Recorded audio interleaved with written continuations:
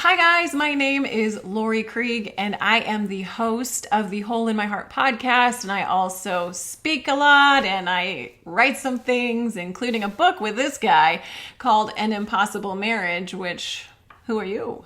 My name is Matt Krieg. I am a licensed counselor in the state of Michigan and happen to be the co-author of the book An Impossible Marriage, coming out in November. Yeah, but we are so excited to be here with you all here at Revoice, and we are very excited to share with you our stories. And we're going to each take 5 minutes. Come on, babe, we can do it.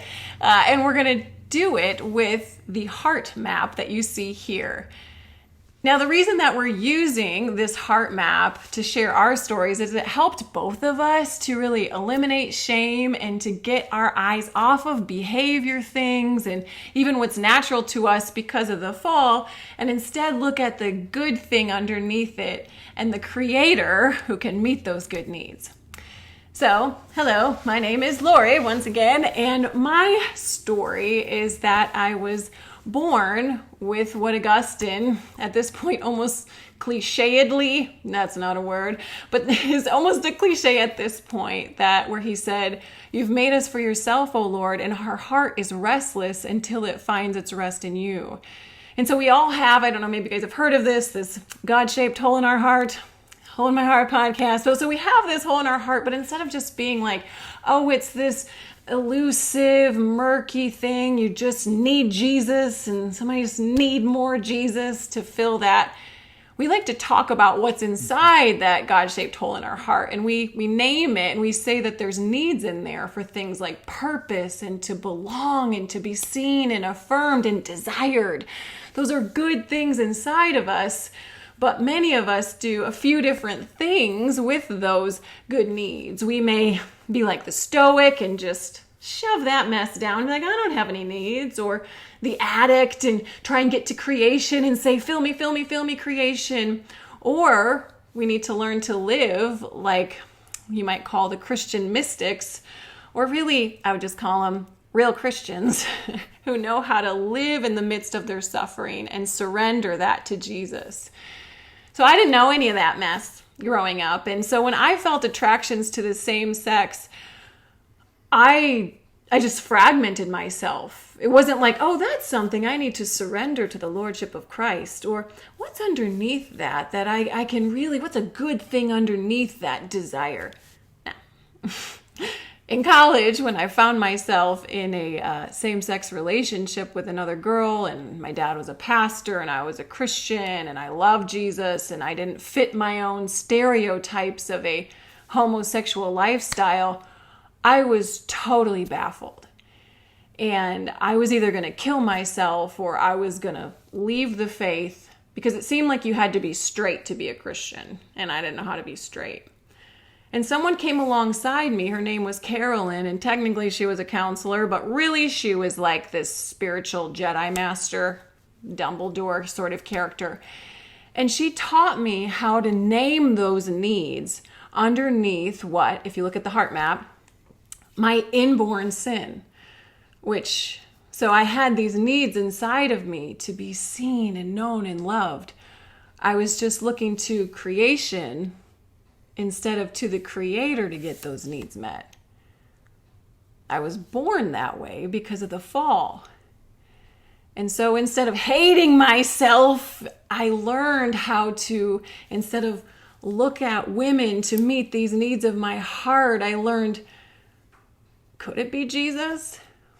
And the journey that Carolyn took me on was not some sort of reparative therapy, conversion therapy. I just learned that there is a big distance between knowing God and actually experiencing God.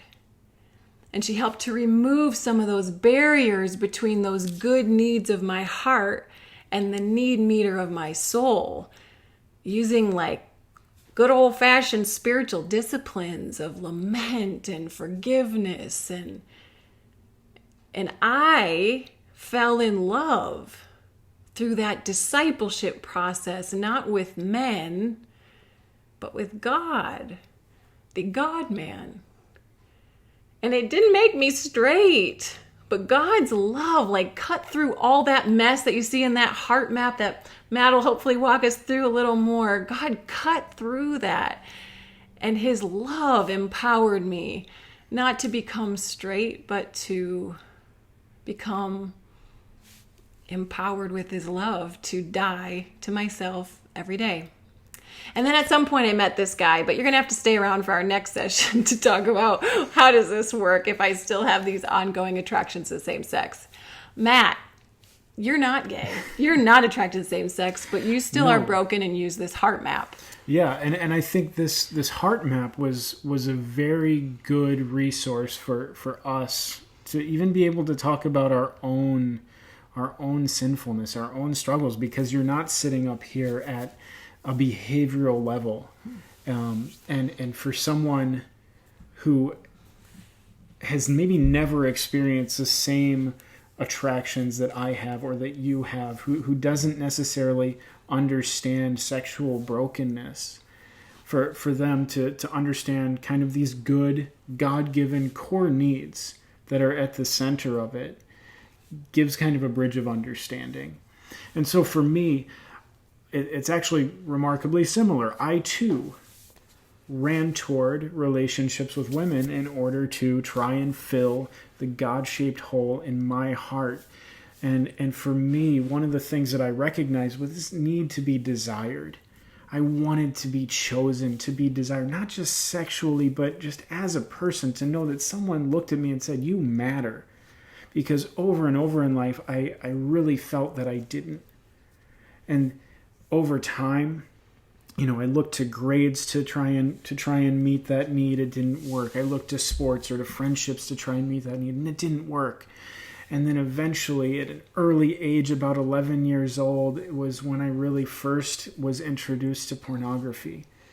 And for brief moments, I felt like I mattered.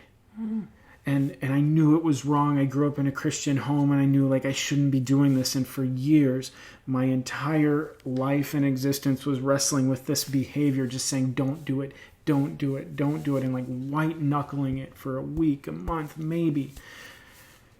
And then falling and feeling terrible. And it wasn't until I could look away from the sin and look at the heart map, the need that God instilled in me for that need to be desired, to be chosen. Before the creation of the world, God chose us. And until I could look at that, it was always just this like conveyor belt slowly sliding toward that sinful behavior, because ultimately my testimony is not about freedom from porn. Laurie, your testimony is not about freedom from attractions toward other women. Like, you still have those attractions. I still have those attractions. Our testimony is not about the behavior that we leave behind. It's about drawing closer to the one who truly can meet those needs. Mm. And so we hope that as we learn to talk about our particular sins and struggles and the things that we go through, not just at a behavioral level, that we will truly have a bridge of understanding and true accountability, where when someone maybe falls, maybe gives in to whatever temptation that they're feeling, rather than slapping them on the wrist and taking away their phone or saying you can never see this person ever again, we can say, okay, well, what was it that you needed? What was it that you were looking to this person or this thing or this behavior to meet in you that can only be truly met in God? And hopefully, after that primary place of meeting, yes, supported by God-honoring relationships around us. So if you guys are watching this today, and however you identify, we hope that you walk away from today and from hearing everyone's story and exhortation, really not just maybe grasping pieces of each other's story that you understand, but really seeing at a heart-to-heart level of, okay, that's not only that you need Jesus, but that's even how you need Jesus.